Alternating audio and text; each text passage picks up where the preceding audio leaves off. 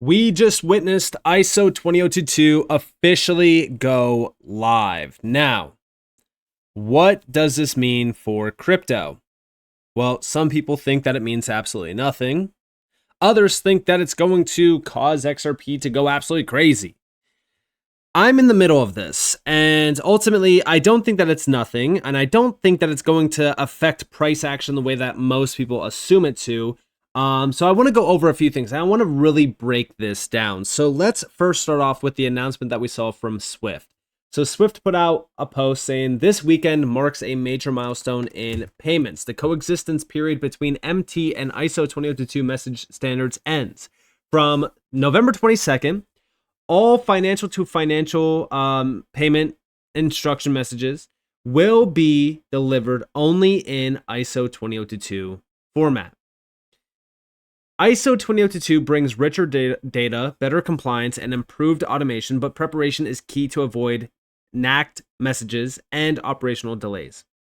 Be prepared for the weekend. All Fin and Fin Plus users are strongly advised not to send any message from Saturday till Sunday, and to check Swift knowledge base for future details, troubleshooting guidelines, and contingency processing information. So, this is basically, the update that, hey, ISO 20022 is officially here. Now, I want to go over a few things. Number one, let's first start off with what ISO 20022, in my opinion, really is. I want to utilize this post from Smokedog because I do think that this is a very good way of looking at it. So ISO 20022 is the missing piece. Interoperability with existing rails using standards such as ISO 20022 to connect blockchain native settlement with traditional clearing systems. Banks now provide interoperability between their internal systems and blockchain using ISO 20022 standards. Here we have the regulatory clarity side of things getting cleared up with Mika and Genius. And then we have institutional infrastructure. Finally, the missing piece. Regulated financial infrastructure has matured. Banks and custodians now offer digital asset custody solutions, token issuance services, real-time reserve attestations, and then interoperability with existing rails using standards such as ISO 20022 to connect blockchain native settlement with traditional clearing systems. Now, how does this work exactly? A new messaging standard goes live and all of a sudden we can now connect back to, blockchain-based technology?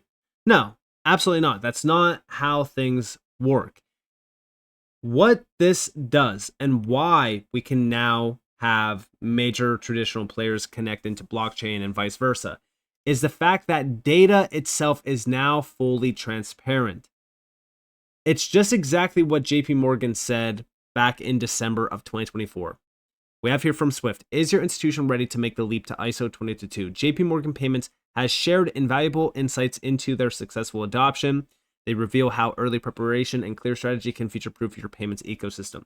So here we have the ISO 20022 migration is key to future-proofing the payments ecosystem and unlocking the full potential of enriched data. Now, how exactly is this the key? What's really going on here?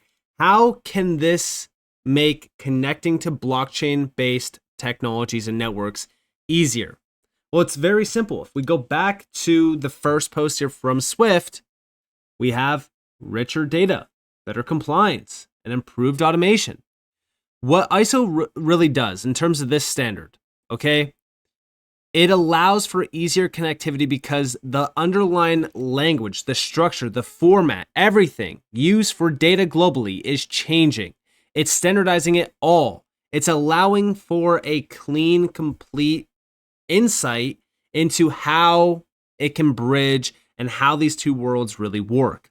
When you have that universal data model, fragmentation is completely solved. There's no more fragmentation with data. It allows for a much more easier process.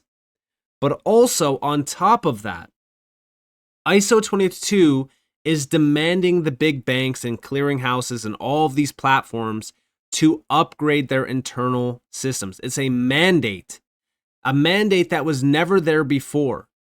So it allows for a much easier sell. This is from what, Bob Way said, for players like, for example, Ripple or Stellar or Hedera or Chainlink. It doesn't matter.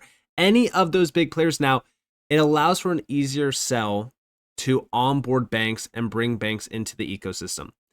That rich data is going to be crucial for blockchains to actually handle that data and break it down completely. Also, with compliance, the compliance side of things, banks are now going to be able to have KYC and AML tapped in. You're going to be able to see the transactions transparently, right? Like all of this stuff is so crucial for the plug and play interconnectivity between blockchains and traditional financial systems. So at the end of the day, it's all about clean data. It's a much more easier, onboarding process when you have that transparent data that's much more richer, and also, we have better compliance tied to it and improved automation. Now, when it comes back to this, we also had, another big bank, aka Bank of America, also mentioned how ISO 20022 migration interconnects the global economy. Having structured data and streamlined payment systems has become increasingly important as the global economy gets more interconnected. ISO 20022 was developed as a payment messaging standard to increase uniformity and connectivity between disparate market infrastructures. It has been widely adopted in 70 plus countries so far and by most major financial market infrastructures.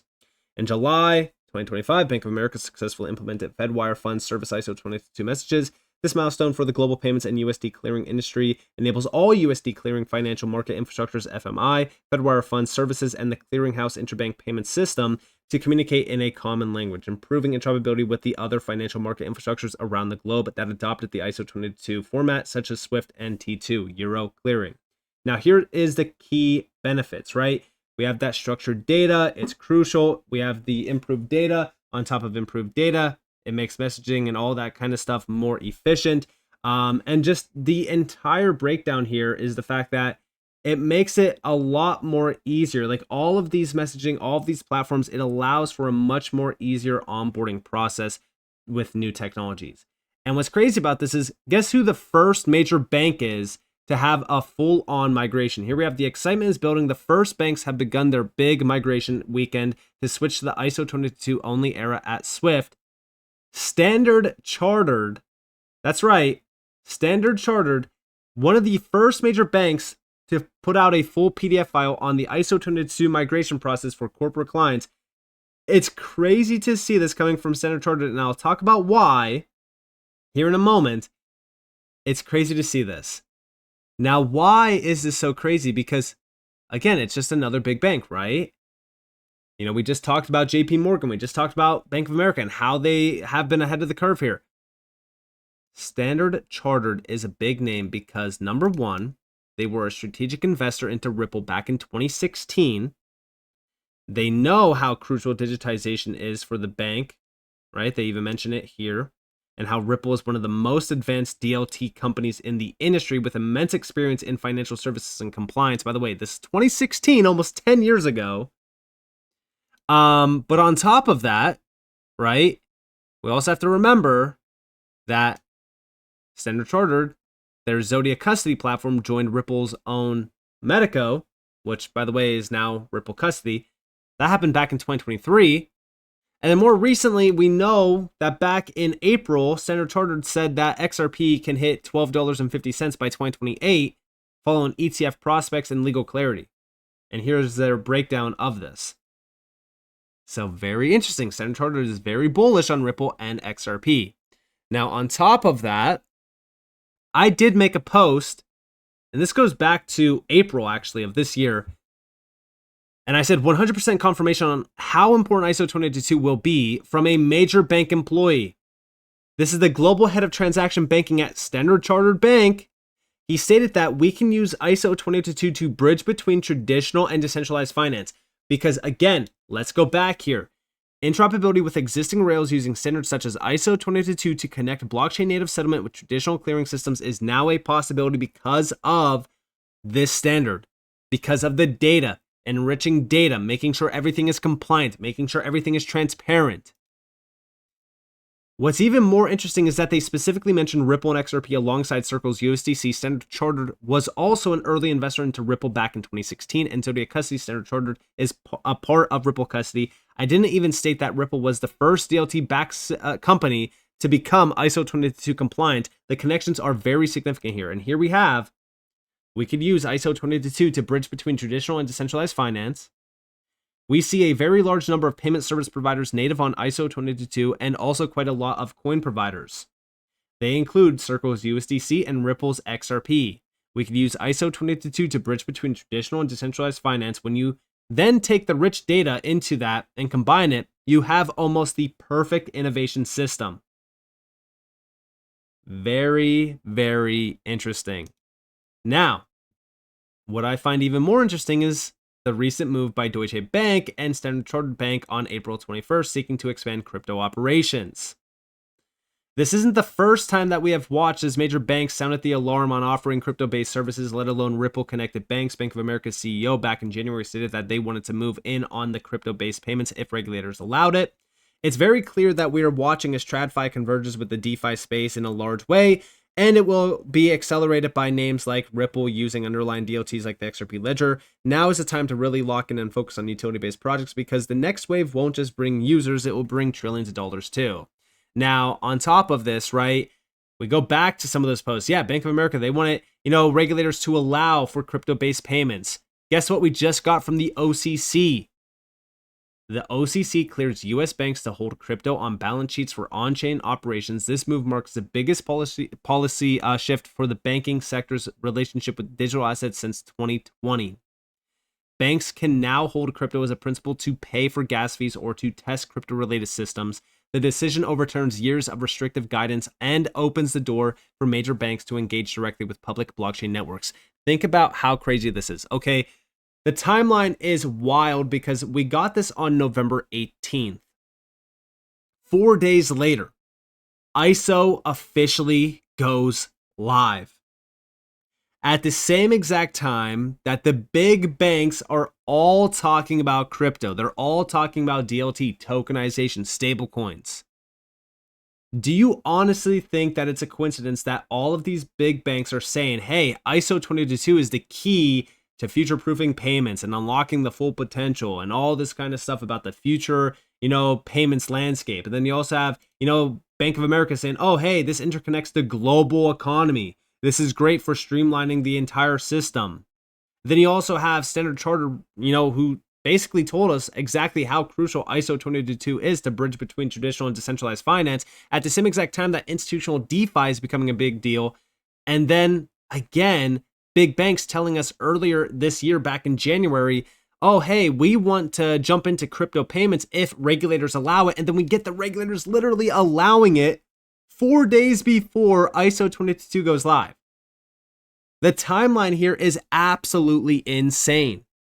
But this is why we focus on the timeline. This is why we focus on these crucial updates from the big institutional players and what the big money players are telling us.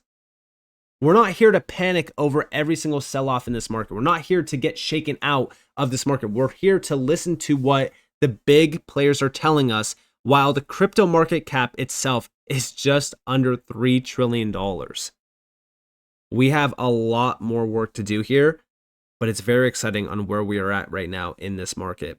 So with that being said, I hope that you guys enjoyed this video. If you guys did, definitely leave a like, subscribe, turn notifications on because more free content. You guys are more than welcome to follow me on Twitter and join the free Discord in the description below. And with that being said, guys, this has been Nick. Thanks for watching. Peace out.